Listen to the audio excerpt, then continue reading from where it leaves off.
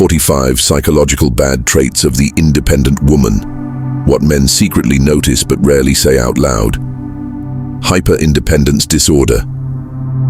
She's so used to doing everything alone that teamwork feels like weakness. Emotional masculinization. Competing instead of connecting makes her act like the man she says she wants. Love avoidance. She confuses peace with isolation and calls it self-care. Control addiction. She only feels safe when she's in charge, even in love. Over-validation syndrome, constantly reminding people she doesn't need a man, ironically shows she needs to say it to believe it. Ego camouflage. Hides insecurities behind the label of strong woman. Status over soul, attracted to power, not presence. Transactional thinking. Treats love like business. What do you bring to the table? Hypercompetitiveness. Turns relationships into comparison contests. Feminine energy suppression. She forgot softness doesn't mean stupidity. Loneliness, denial. Convinces herself she's happier alone while secretly craving intimacy. Micromanaging love. Plans affection like a project, not a feeling. Career substitution. Replaces emotional connection with achievements. Perfectionist wall. If he's not perfect, he's not worth it. Meanwhile, no one is perfect. Subscribe so we can get to 50 subscribers. Comment your thoughts and like the video. Free printable planners and audiobooks with ebooks. Visit the link in my description. Now back to the video. Pride barrier. Apologizing feels like losing power. Fear of dependence. Doesn't know how to receive without feeling guilty. Disconnection from vulnerability. Her armor became her identity. Validation. Through independence, needs people to admire her independence more than her kindness. Misplaced feminism uses empowerment as a defense against emotional growth. Defensive love language. Every gesture from a man feels like a potential trap. Hypercritical filter. Judges before understanding. Trust deficiency. Believes all men have hidden motives. Invisible trauma response.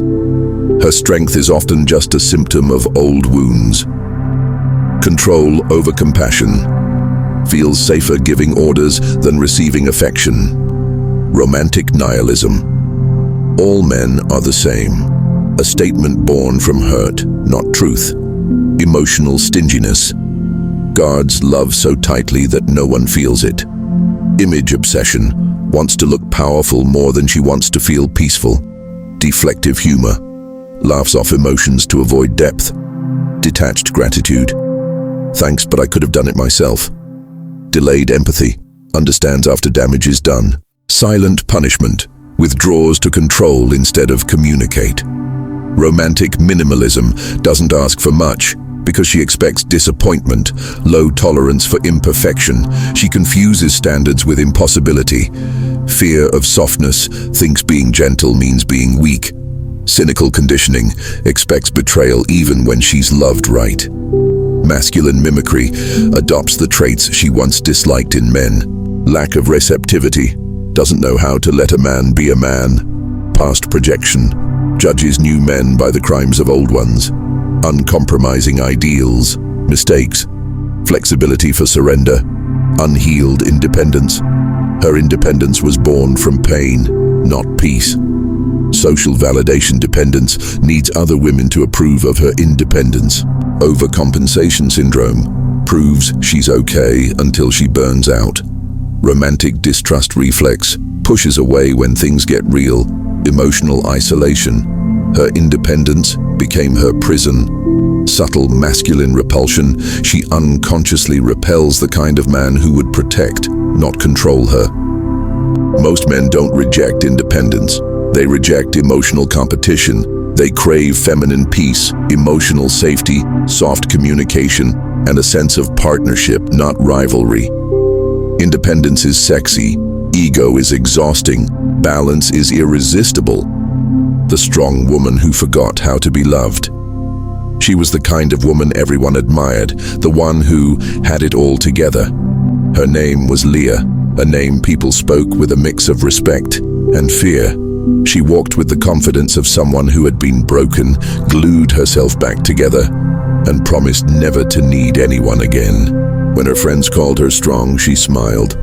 When men called her intimidating, she laughed. When her mother said, "You'll end up alone," she replied, "Then at least I'll have peace." But no one saw what peace looked like behind her apartment door. It looked like silence. Heavy, cold, endless silence. No congratulations for the promotions she fought for. No one to tell her she was overworking. No warmth to share the bed she bought with her own money. She had learned to change her own tires, move her own furniture, and hide her own tears.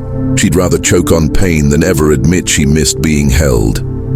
Then one day she met a man, gentle, patient, the kind that listened before speaking.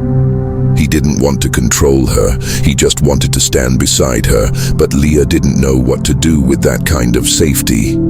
It felt unfamiliar. It felt dangerous. Every time he tried to love her, she built a new wall. Every time he offered help, she said, "I got it." Until one day, he believed her. He stopped trying. When he left, he didn't take her peace. He took the one thing she didn't realize she'd lost, the space to be soft. Months passed. Leah sat in her spotless apartment, trophies on the shelf, phone full of unread messages, heart full of empty victories. For the first time, she whispered a truth she had buried under pride. Maybe being strong isn't about doing everything alone. Maybe it's about letting someone help me carry it. And for once, she cried, not because she was weak, but because she was finally human again. Independence becomes poison when it replaces connection. Real strength is not refusing to need anyone. It's having the courage to trust love again after it once destroyed you. Sometimes we build strength not from peace, but from pain. We learn to survive alone so well that love starts to feel like a threat.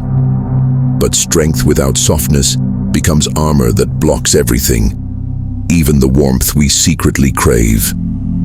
The story reminds us that independence isn't about pushing people away. It's about knowing when to let someone in without losing yourself. You can be strong and still need comfort. You can be capable and still want care. The balance between those two is where peace begins. Because real strength isn't in saying, "I don't need anyone." It's in knowing when to stop fighting everything alone. So think carefully. Not everything that feels like protection is healing. Sometimes, the walls you build for safety become the same walls that keep love out. Most men don't want to compete with you. They want to connect with you. They don't need you to be perfect, just peaceful. They don't want to take away your strength. They want to stand beside it.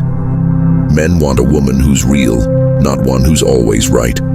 They want softness that feels safe, honesty that doesn't humiliate, and presence that feels like home. They want to be needed, not because you can't survive without them, but because life feels better with them. Many men don't want to control your world. They just want to be trusted enough to be part of it. They want to protect without feeling useless, love without being tested, and build something steady without constant battles of ego. A good man doesn't need your independence to disappear. He just hopes it won't replace your warmth.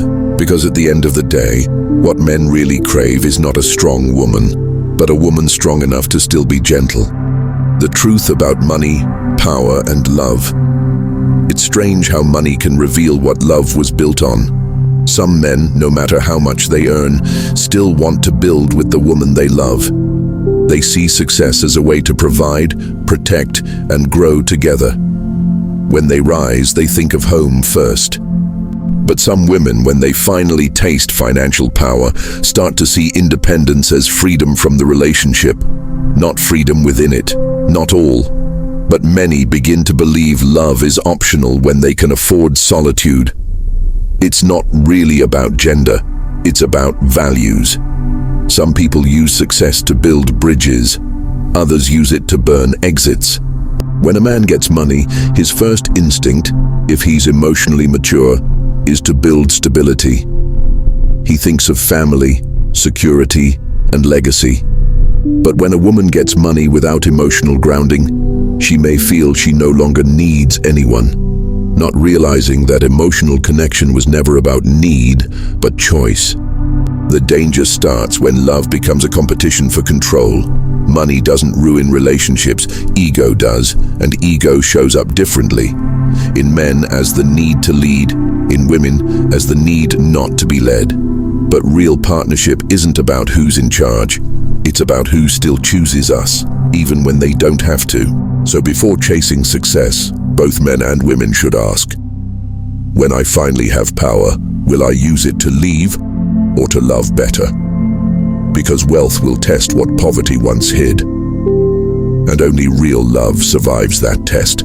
If this message opened your mind or made you think differently about love, power, and relationships, make sure to subscribe to the channel. Let's grow this community together and reach 50 subscribers. We're just getting started. And hey, don't forget to visit my website. You'll find free printable planners, ebooks, audiobooks, and even a fun and games section to keep your mind inspired and balanced. There's something there for everyone who wants to grow, heal, and enjoy life with more clarity. So, subscribe, share, and check out the link in the description, because your next breakthrough might be waiting on that website.